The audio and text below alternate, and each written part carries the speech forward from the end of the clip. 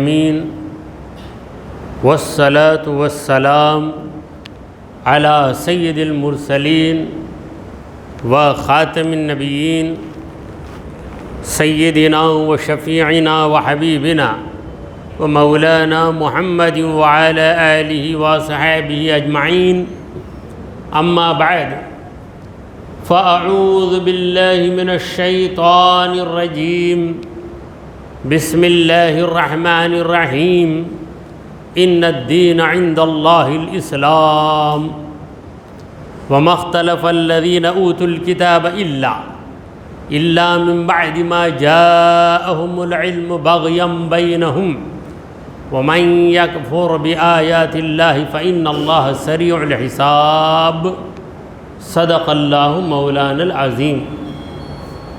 حاضرین محفل، السلام علیکم ورحمۃ اللہ وبرکاتہ۔ اللہ رب العزت جل وعلا کی ہم پر بے پناہ مہربانی ہے کہ اس نے ہمیں آقائے نامدار احمد مختار مدنی تاجدار دونوں جہاں کے سردار حضرت محمد مصطفیٰ رسول خدا صلی اللہ علیہ وسلم کی بابرکت امت میں پیدا فرمایا۔ سامعین کرام، حمد و صلوات کے بعد جس آیت مبارکہ کی میں نے تلاوت کی ہے وہ سورہ آل عمران کی 19ویں آیت ہے، آیت نمبر 19 ہے۔ پروردگار عالم فرماتا ہے ان الدین، بے شک دین، عند اللہ، اللہ کے پاس، بے شک دین اللہ کے پاس، الاسلام، اسلام ہی ہے۔ یعنی آدم علیہ السلام کے زمانے سے لے کر آج تک اور قیامت تک جو دین ہے وہ اسلام ہی ہے، اور اللہ کے دین پر قائم رہنے والا مسلم ہے، مسلمان ہے۔ آدم علیہ السلام بھی مسلمان تھے، ابراہیم علیہ السلام بھی مسلمان۔ ایسا نہیں کہ مسلمان جو ہم بنے ہیں یہ چند سال پہلے، یا یوں کہہ لیجئے کہ محمد مصطفیٰ صلی اللہ علیہ وسلم دنیا میں تشریف لائے اس کے بعد ہی لوگ مسلمان ہیں۔ اس کے پہلے والے جو تھے انبیاء کرام، وہ کیا تھے؟ سب کے سب مسلمان ہی تھے۔ تو دین جو اللہ کے پاس ہے وہ اسلام ہے۔ دنیا میں کئی دین آپ کو نظر آئیں گے، ہر دین کا نام الگ الگ ہوگا، ہر دین کا طریقہ الگ الگ ہوگا، ہر دین میں احکام جدا جدا ہوں گے، مگر جو دین اللہ تبارک و تعالیٰ کے پاس قبولیت کا مقام رکھتا ہے وہ ایک ہی ایک دین ہے، وہ ہے الاسلام، اسلام۔ تو اسلام کا معنی کیا ہے؟ اسلمہ کا معنی ہے حوالے کر دینا۔ اسلمت وجہی للہ، میں خود کو اللہ کے حوالے کر دیا۔ تو اسلام، اس کی ابتدائی منزل ہے کلمہ پڑھ لینا، لا الہ الا اللہ محمد الرسول اللہ صلی اللہ علیہ وسلم۔ یہ جو کلمہ ہے یہ کوئی پڑھ کر یہ اقرار کرتا ہے کہ میں اللہ تعالیٰ کی خدائی پر، اس کے معبود ہونے پر ایمان لایا، اور محمد مصطفیٰ صلی اللہ علیہ وسلم کی رسالت کو میں نے تسلیم کر لیا، تو ایسا بندہ مسلمان ہے۔ یہ اسلام کا ایل کے جی ہے، بلکہ میں کہوں گا کہ یہ تو اسلام کا پری کے جی ہے، بہت پہلی منزل، بہت پہلی منزل۔ اور آخری منزل کیا ہے؟ آخری منزل یہ ہے کہ بندہ خود نہ رہے، خود فنا ہو جائے، اور باقی رہے تو رب کی مرضی سے باقی رہے، اس کی خواہشات مٹ جائیں، وہ اپنی نہ چلے آئے، بلکہ وہی کرے جو خدا چاہتا ہے۔ یہ اسلام کا آخری درجہ ہے، اسے تصوف میں کہتے ہیں تسلیم و رضا۔ تسلیم و رضا یہ آخری منزل ہے جہاں بندہ گردن کو جھکا دیتا ہے۔ تسلیم کا معنی کیا ہے؟ سلم یسلم تسلیماً، اس کی گردان ہے، جس کا مطلب ہے جھک جانا، جو چاہو کرو، جو جی میں آئے کرو، میں نے خود کو حوالے کر دیا ہے۔ مارنا ہو تو مارو، چھوڑنا ہو تو چھوڑو، اگر مار دو گے تو مرنے کے لیے تیار، اگر چھوڑ دو گے تو غلام بن کر رہنے کے لیے تیار۔ یہ آخری منزل جہاں بندہ خود کو خدا کے حوالے اس طرح کر دیتا ہے کہ خدا کے ہر فیصلے سے راضی ہو جاتا ہے۔ تسلیم و رضا، رضا کا مطلب کیا ہے؟ رضا کا معنی راضی ہو جانا۔ اب ہمارے یہاں رضا کسے کہتے ہیں؟ اسکول کی چھٹی کو رضا بولتے ہیں، اتوار کا دن رضا۔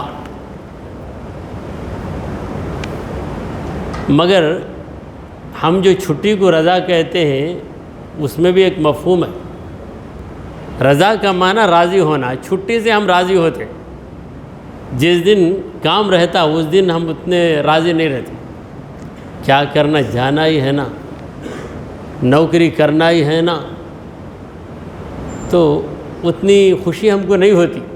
مگر جب رضا مل جاتی، دیکھیں کوئی سعودی میں کام کر رہا ہے، کویت میں کام کر رہا ہے، 2 سال کام کیا، بولتا دم گھٹ پکڑ کر کیا میں، پھر 2 مہینے چھٹی ملتی تو رضا میں آ گیا، یعنی راضی ہو کر آ گیا۔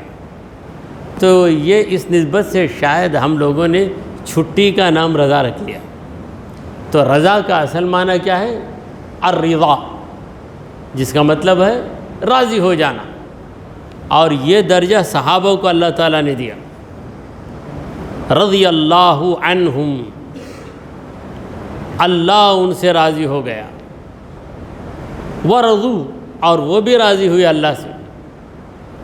اللہ جس سے راضی ہو جاتا ہے، توجہ کی ضرورت ہے، اللہ جس سے راضی ہو جاتا ہے اسے یہ توفیق دے دیتا ہے کہ وہ خدا کے آگے اپنی گردن جھکا دیتا ہے۔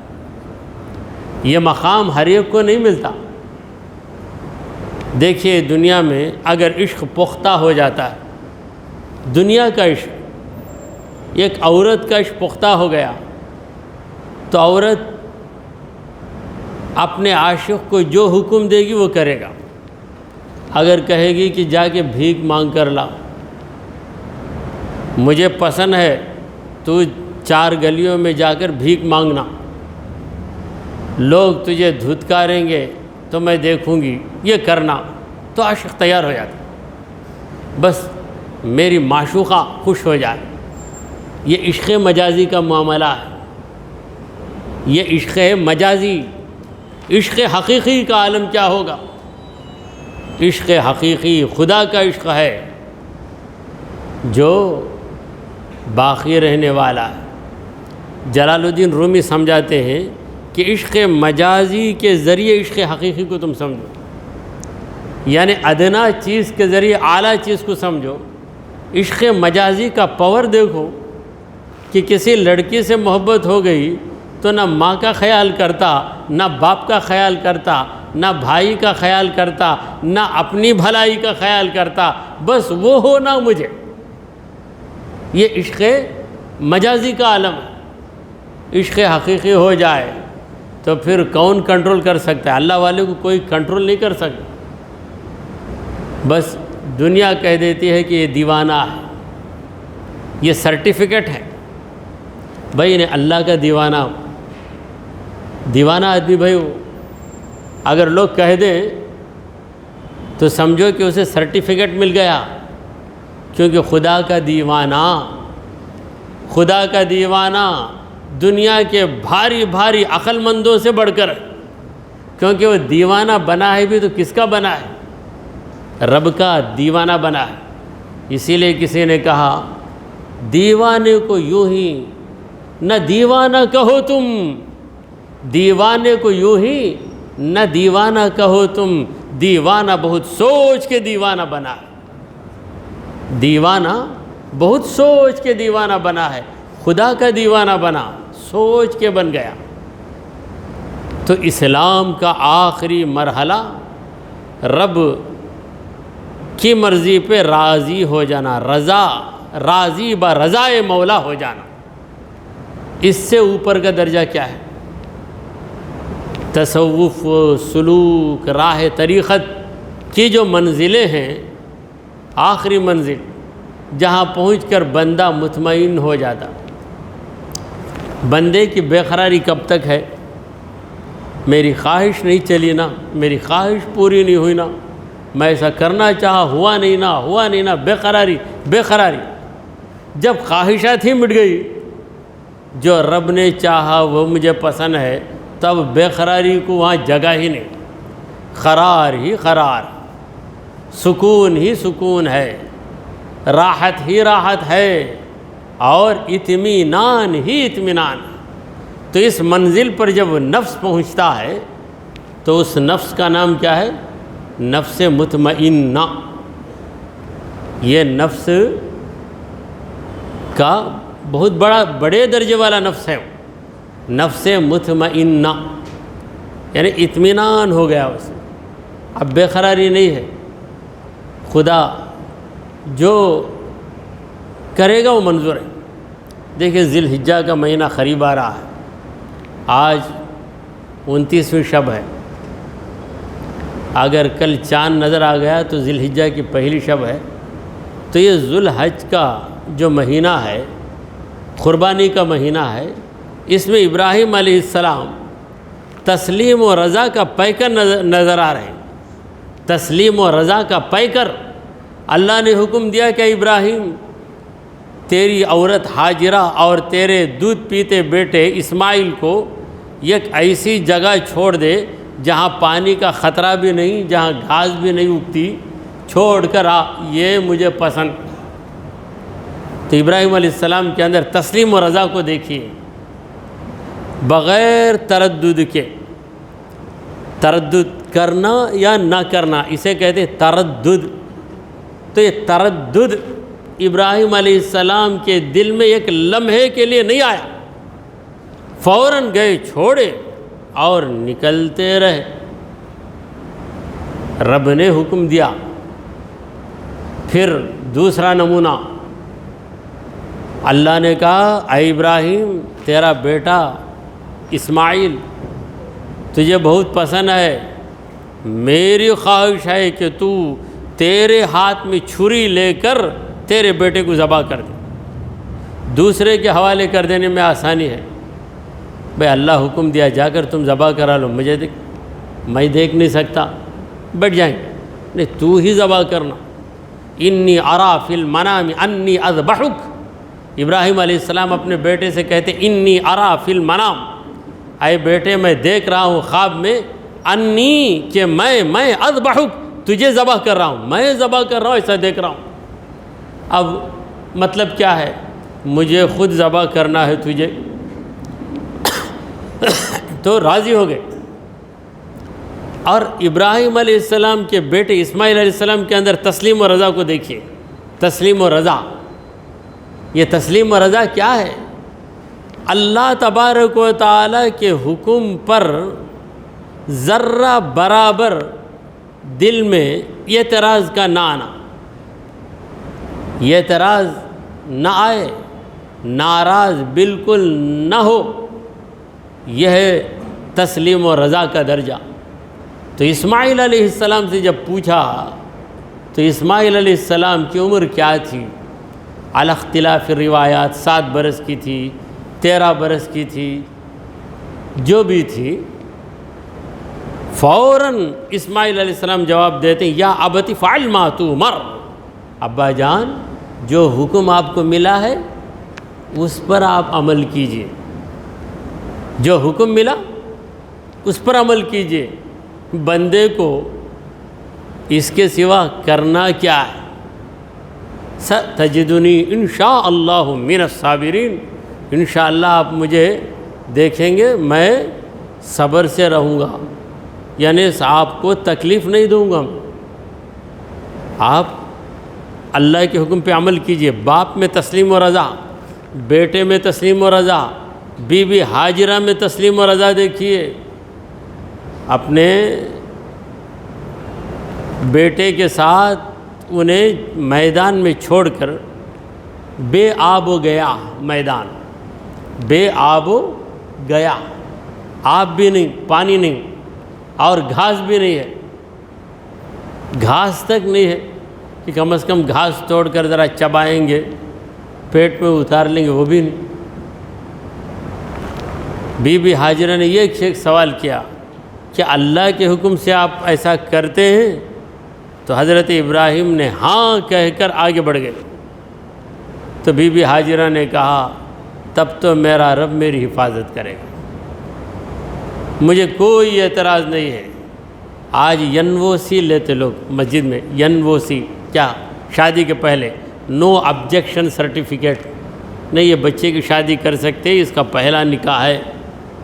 لیکن آج کل مسجد والے NOC دینے بھی ڈرتے، کیونکہ وہ بچے کی شادی جو کہیں ہو کر رہتی، ان لوگوں کو نہیں پتہ رہتا، لکھ کر دے دینے کے بعد دلہن والوں کو پتہ چلتا کہ اس کی شادی پہلے ہو گئی، بلکہ لڑکے کے ماں باپ کو خود پتہ نہیں شادی ہو چکی ہوتی، بعد میں آ کر جھگڑا کرتے مسجد کے کمیٹی سے، کیا بھائی NOC دیے، نو آبجیکشن سرٹیفکیٹ دے دیا اور آپ لکھ کر دیں یہ اس کا پہلا نکاح ہے، نہیں پہلے ہوا نا؟ بھائی ہم نہ معلوم نہیں، ہمیں جہاں تک جانے تھے، ہم جتنا ہمیں معلوم تھا کہ ہمارے محلے کا بچہ ہے، اس کا نکاح نہیں ہوا، کسی کو کوئی نہیں جانتا کہ اس کا نکاح نہیں ہوا، اس لیے ہم دے دیے، اس کا باپ ہمارا دوست ہے، ریگولر مصلی ہے۔ ہاں کیسا دیے تمہیں؟ وہ سوچے بغیر کیسا دیے، بلا وجہ جھگڑا کرتے۔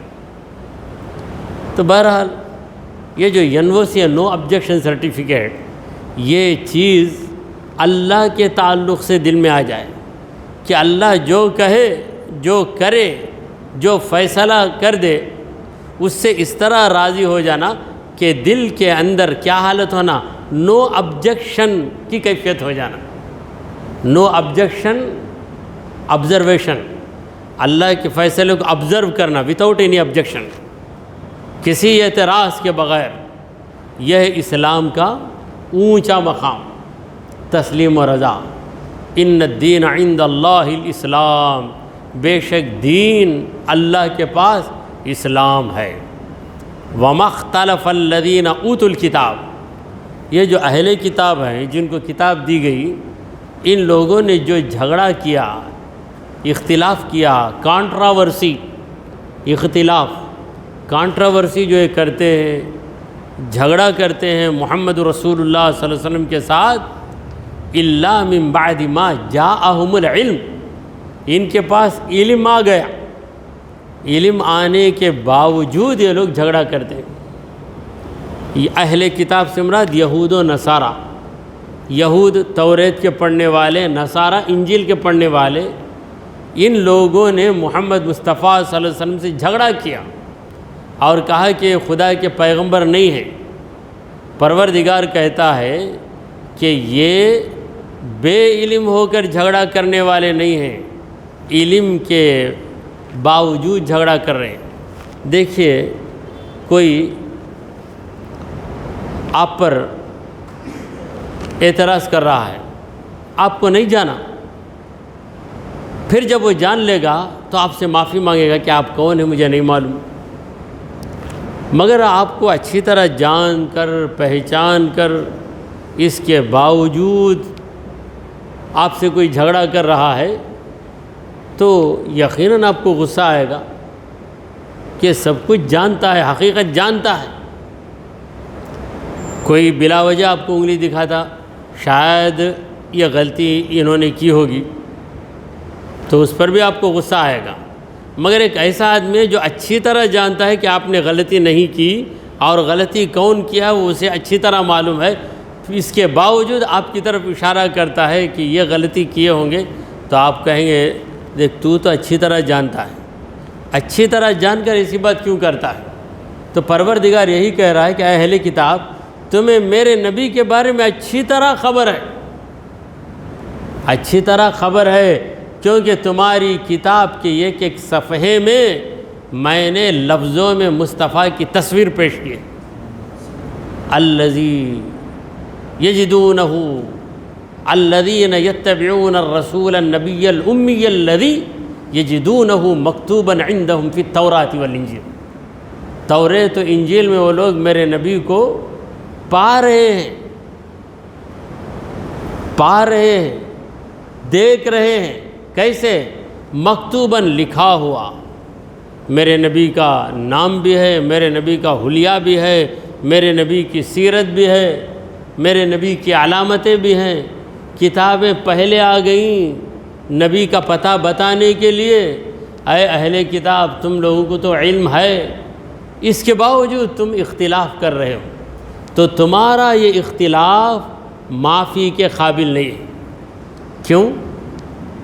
اگر علم کے نہ ہونے کی وجہ سے اختلاف کرتے تو گنجائش تھی کہ بے علم ہے، نہیں جانتے۔ تم جان بوجھ کر اختلاف کرتے ہو، لہذا تمہیں معاف نہیں کیا جائے گا۔ بغیم بینہم، ان کے درمیان جو بغاوت ہے، اس بغاوت کی وجہ سے، تو ان کی بغاوت کیا ہے اہل کتاب کی؟ اہل کتاب یہ چاہتے ہیں کہ خدا کا آخری پیغمبر جس کی خبریں توریت و انجیل کے اندر دی گئی ہیں، وہ آخری پیغمبر ان کے ہی خاندان میں پیدا ہو۔ اہل کتاب کا خاندان کیا ہے؟ بنی اسرائیل۔ بنی اسرائیل ہی میں پیدا ہونا، وہ کیسے بنی اسماعیل میں پیدا ہو گئے؟ یہ جھگڑا، یہ بڑا عجیب جھگڑا ہے۔ کسی غریب گنوار جاہل کا بیٹا حافظ عالم بن جائے تو کوئی تعجب سے پوچھتا ہے کیسا حافظ بن سکتا؟ اس کا باوا تو کچھ بھی نہیں تھا نا۔ تو باپ دادا کی بات چھوڑو، بیٹے کی لیاقت کیا ہے یہ دیکھو۔ یہ تو اس وقت ہے جب باپ گنوار ہو، اور یہاں پر معاملہ یہ ہے کہ محمد مصطفیٰ صلی اللہ علیہ وسلم جس خاندان میں پیدا ہوئے ہیں، وہ خاندان بنی اسرائیل سے کچھ کم نہیں ہے۔ اسماعیل علیہ السلام کا مقام اسحاق علیہ السلام سے بڑھ کر ہے۔ ابراہیم علیہ السلام کے دو بیٹے ہیں، اسحاق علیہ السلام اور اسماعیل علیہ السلام۔ ان دونوں میں بڑا درجہ اسماعیل علیہ السلام کا ہے۔ اسحاق علیہ السلام کے بیٹے یعقوب علیہ السلام، یعقوب علیہ السلام کا نام ہے اسرائیل۔ یعقوب علیہ السلام کے دو نام، ایک نام یعقوب، دوسرا نام اسرائیل۔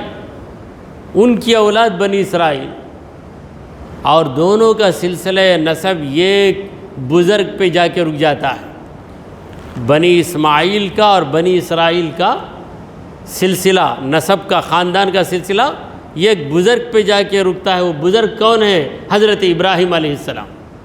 یہ بھی آل ابراہیم ہیں، وہ بھی آل ابراہیم ہیں، دونوں آل ابراہیم ہیں۔ اس کے باوجود یہ چاہتے ہیں کہ نہیں، اسی میں ہونا، اس میں کیسے ہو گئے؟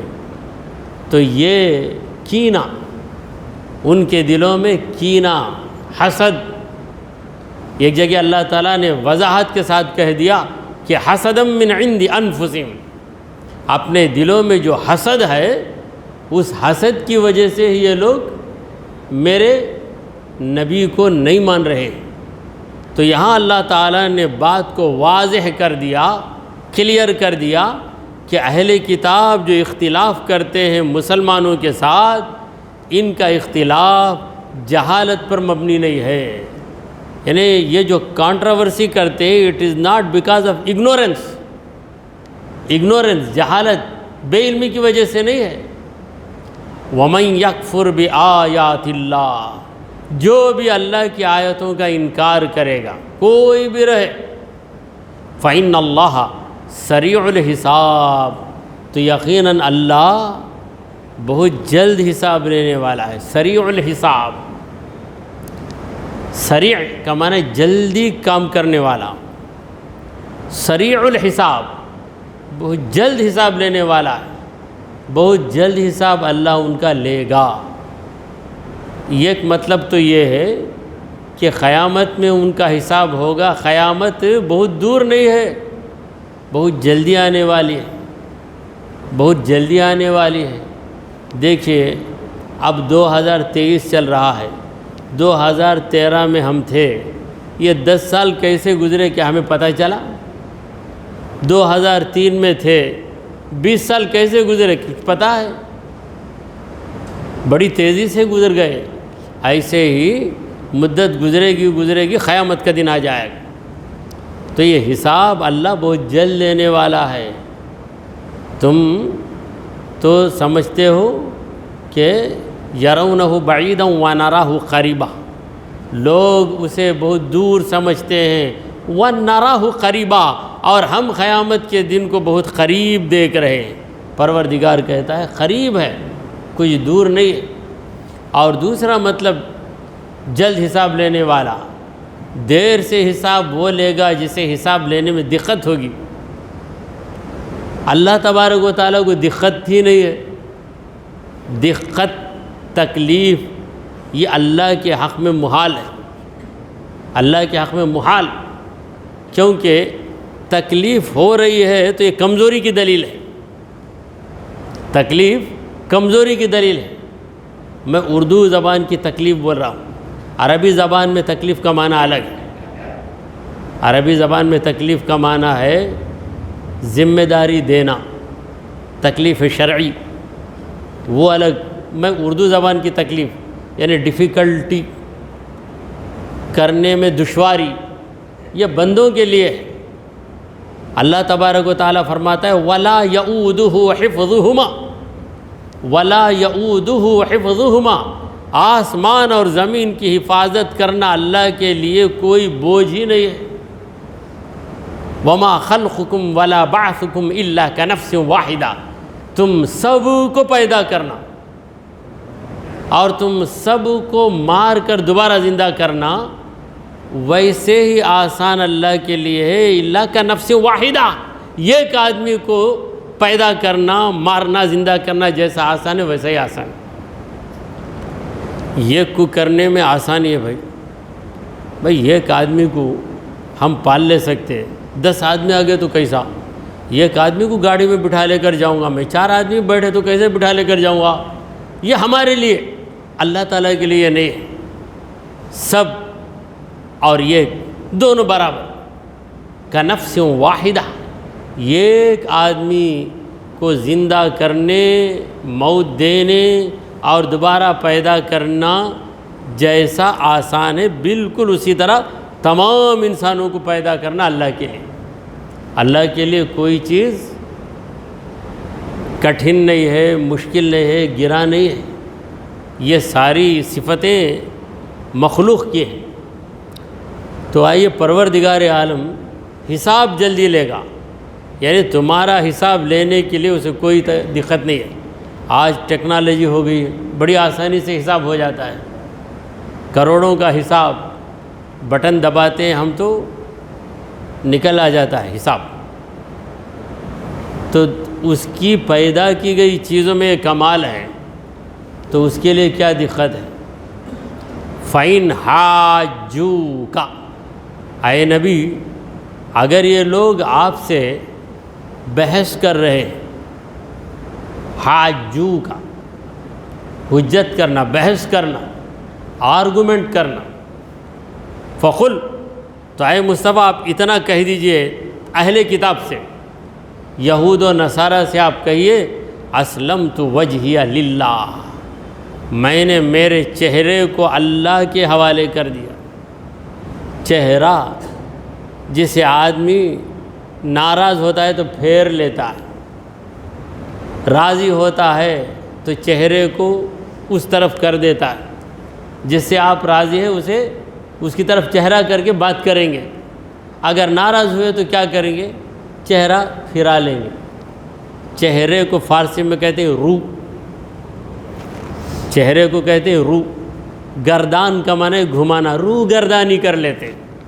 اردو میں ہم یہ لفظ بہت استعمال کرتے ہیں، رو گردانی، لیکن رو کا معنی بھی نہیں معلوم، گردانی کا معنی بھی معلوم نہیں، مگر مطلب سمجھ میں آ جاتا، کیونکہ کوئی چیز بار بار استعمال کی جائے تو اس کا معنی خود بخود سمجھ میں آ جاتا ہے۔ تو رو گردانی کب کریں گے؟ چہرے کو کب پھیریں گے ہم؟ جب ناراض ہو جائیں گے۔ جب راضی رہیں گے تو چہرے کو اس کی طرف لگا دیں گے۔ اب یہاں چہرے کو لگانا نہیں، چہرے ہی کو حوالے کر دینا ہے۔ تو چہرہ، اس سے مراد پورا بدن یا ذات، میں نے خود کو اللہ کے حوالے کر دیا۔ وَمَنِ اتَّبَعَنِ، جو میرے پیچھے آیا اس کا بھی وہی حال ہے۔ سرکار دو عالم صلی اللہ علیہ وسلم فرما رہے ہیں کہ میں تو میرے رب کا ہو گیا۔